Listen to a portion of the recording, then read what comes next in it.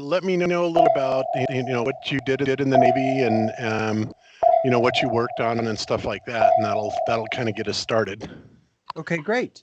Okay. Um, During the Gulf War, I was in the Navy. I enlisted as a sonar technician ground, which means that I was on the surface of the water hunting for submarines from a ship.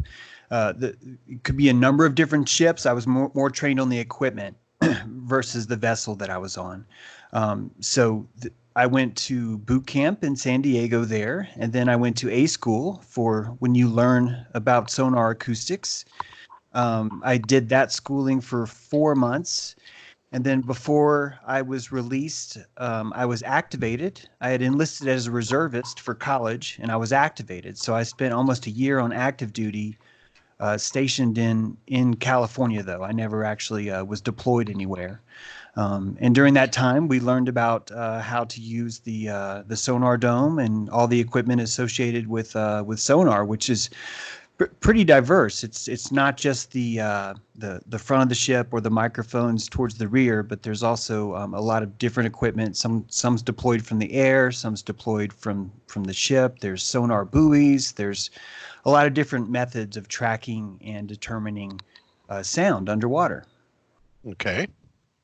Interesting. Yeah, it sounds well. Other than the sound and anything like that, I mean, I know it works on a very similar principle to radar, and that of course is what I did in the Air Force. So, but obviously we could not pick up sounds with the radar, so a little bit different. So in your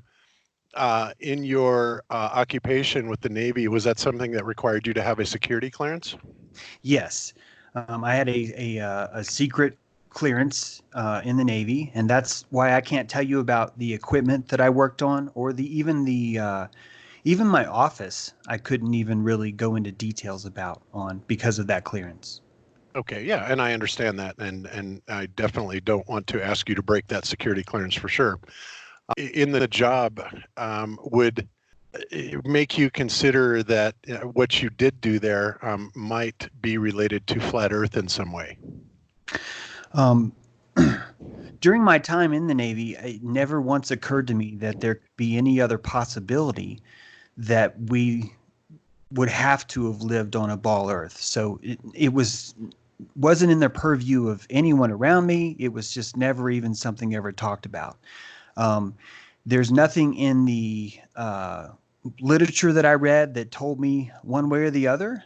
But in hindsight, this is all in hindsight.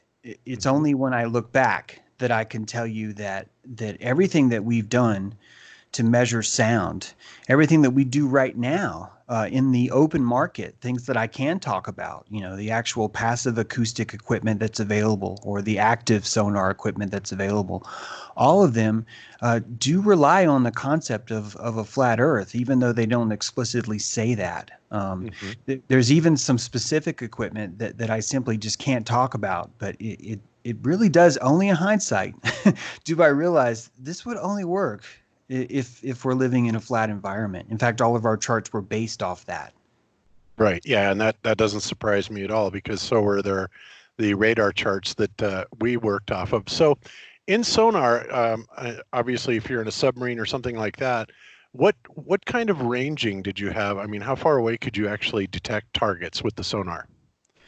Well, technically, you could hear a target for as far away as say 1,000 miles. Wow. It's gonna depend on there's a so far there is a channel. You might be familiar with this because the same thing exists in the troposphere. I think. I mean, in the atmosphere, there is a channel where the pressure causes sound to move slower than anywhere else. And underwater, that's met through pressure, temperature, salinity. There's an optimal curve there, which actually causes a slowdown of sound as sound passes through that SOFAR channel. So that channel acts as a sort of an underwater internet for whales, for really anything. Anyone who wants to communicate underwater could pump their sound into that SOFAR channel, and it's going to travel for thousands of miles. To me, that alone is a flat Earth proof. There is a consequence of sound being wrapped around a donut versus sound being able to just permeate straight. However, it's not exact enough where I've gotten in enough arguments with people where I can't just like flip this card over and go, haha, see here, Right. here's the perfect proof for that. So that's just one element of underwater acoustics. There's really two types of sonar. There's an active sonar and a passive sonar. And so in active mode, you would be sending a pulse or a signal or an oscillation out from your transducer and then listening for the time it took for that pulse to get back. That would give you a very active, not only vector of where your target is, but more specifically, it would give you a distance and a range. And that's really is what's crucial for underwater. Meanwhile, on passive side, all you can really do is detect a vector of where something's coming from. You can't really range it from there. But the primary meat, the stake that I'm bringing to this conversation is that there is something called acoustic shadows. And these acoustic shadows, I'm sure there's a same thing in the radar. There are radar shadows where if you're hitting a direct target, anything behind that target is going to be blind. And it's just simply, it would be the easiest thing in the world for submarines to hide over the curve. I don't see how they would ever be able to be found simply because they could stay low enough on the bottom where there's always a hump of earth between them and the person trying to hunt them. So essentially anything over, say, 10 to 15 miles, which would give you, 60 to 100 foot plus of curvature, theoretically, they would be in that blind spot for the sonar. Exactly. And what I'm quoting here, this is all standard. You can Google this and look it up. This is just, how any kind of underwater submarine you would buy off the market, their sonar equipment, or if you were to build your own. This is just how transducers work. Yeah, there's going to be shadows and you're going to be blind behind those shadows, and a hill or a hump at the bottom would be that giant shadow. Okay, wow. That's very interesting. I never thought about anything like that before. Yeah, so 60, it looks like 60 miles is it, man. So if you got things going maybe 60, maybe 75 miles at the outset, and we're going to assume that the classified information is a little bit more than that, and I'm just assuming you have told nothing. So even assuming you could go down much further than that, still the math indicates that you would not have a vessel that you should be able to detect further than about 75 miles away. So that's really interesting, and that is something I have never, ever considered before. Mm-hmm. Wow.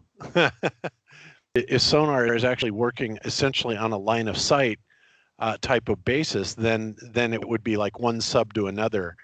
You shouldn't be able to detect much more than about 75 miles absolute max. That's assuming a 2,500 foot crush depth. So based on those numbers, yeah. And obviously, I'm sure it might even be longer than that. So like I said, I'm just throwing out numbers here based on what the math is telling me. But that's very, very interesting. I think that the acoustic shadows, though, even once you're on the shelf, really does show that well, why are we able to find things? We find things all the time, and we're finding them with sonar, and it seems like it would be a whole lot harder if we were dealing with a curve also. Right. Just out of curiosity, tell me the difference between active and passive sonar. So active sonar is you're sending out a pulse. And since you're the originator of the sound, you know exactly what time you sent it. And Mm-hmm. because of that, you now are able to reverse engineer the passive sonar, which is listening. That's just simply listening. You're able to then reverse engineer, I said, hey, 10 seconds ago, and here I just got it back. And because of that, now you can really track in and dig in on that vector, and you'll know exactly how far away something is. In other words, you're able to hear all kinds of stuff, and for all you know, some things could be coming from, 1,000 miles away if they're in that so far stream, like you Exactly. mentioned. Okay, but when you go active, you're sending a pulse out, you're starting a coherent oscillator, timing it just like radar, exactly how radar works, and you're timing that pulse to return to you, and based on the Doppler effect, then you are able to calculate its distance and also speed. When ping it a couple times, you can extrapolate the speed as well. Yeah.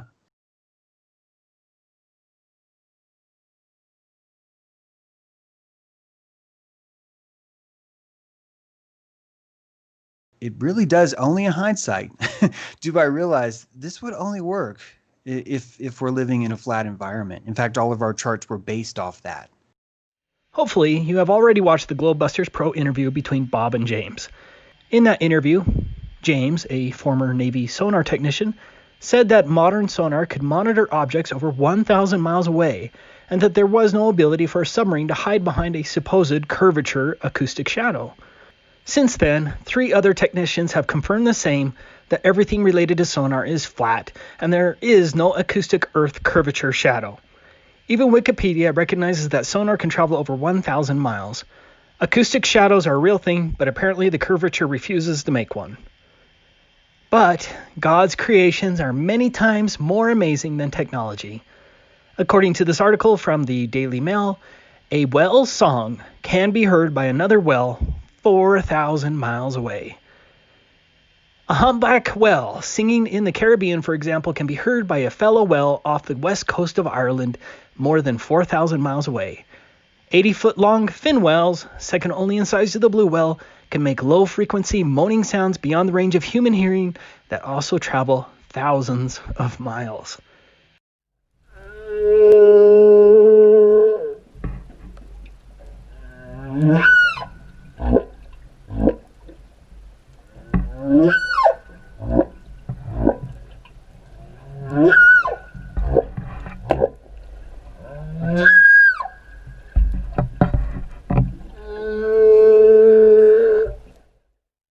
Now that is beautiful.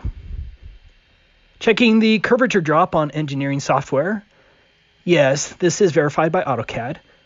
The curvature drop at 4,000 miles is 1,669 miles. A target hidden height of 1,669 miles. That's one huge acoustic shadow. The accuracy of the alleged target hidden height is confirmed by this Earth curvature calculator as well. So don't come onto my channel and lie claiming that we flat earthers got the math wrong. We didn't. But let's check to see how tall that supposed Earth bulge would be between those 2 wells 4,000 miles apart. According to this Earth bulge height calculator, there should be a Earth bulge height between those 2 points that's 495 miles tall. That's miles. Where is the acoustic shadow from this unbelievably tall mountain? It doesn't exist. It seems that whales don't care about an imaginary curvature. We all know that the globe propagandist is going to claim refraction. Just like when Guglielmo Marconi sent a transatlantic radio transmission 2,135 miles away, the propagandist will claim that those radio waves hugged the Earth's alleged curvature and hopped an Earth mountain 143 miles tall. Naysayers at the time of Marconi said that such a transmission was impossible due to the curvature of the Earth. Strange, the curvature wasn't a problem. But according to the Globe faithful, this is all due to refraction. Sea, air, it fixes everything. Amazing. And what about Nicobine, that VHF radio targeting system used by the Germans in World War II from 2 separate locations up to 443 miles away from ground targets in England? Churchill's science advisor said that such a VHF targeting system was impossible due to the Earth's curvature. Guess what? The curvature wasn't a problem. How about that? So how was Nicobine possible according to the Globe faithful? Refraction. Amazing. And what about a selenelion, where both the moon and the sun are above the horizon during a lunar eclipse? Geometrically, that should not be possible. But what's the Globe propagandist's excuse? Can you guess? Refraction saves the globe again. Refraction of sunsets and sunrises is also the explanation as to why a lunar eclipse has a reddish hue, if you can imagine that. Yeah, the sunsets on Earth jump onto the moon. Ridiculous. And what about our repeatable experiment where we flat earthers can zoom in on a horizon that's further than 11.22 miles away when the globe physical horizon should have been under 1.9 miles? Again, the propagandists will claim refraction. According to the liars, refraction removed the bulge of water in front of the bird racks and then pushed the apparent horizon miles beyond the rack. And refraction was also somehow selective because it magically removed and transported the water bulge further than 10 miles without affecting the racks themselves. Refraction is the magical cure-all that fixes all of your lack of curvature problems. How do you maintain this illusion of a curvature that you have never seen and which cannot be measured in any realistic manner? How can you believe in a pressurized atmosphere surrounded by an unbelievably powerful vacuum? You can only cite your unfortunate, credulous faith in NASA. What a silly religion you have. I love you all, my NASA space skeptics and Flat Earth family, and I hope that we can all somehow stay in touch, notwithstanding the coming purge. I do recommend that if YouTube goes forward with this expected purge, that you forever boycott YouTube. I'm serious. Never click on a YouTube video again if they do this. God bless you all.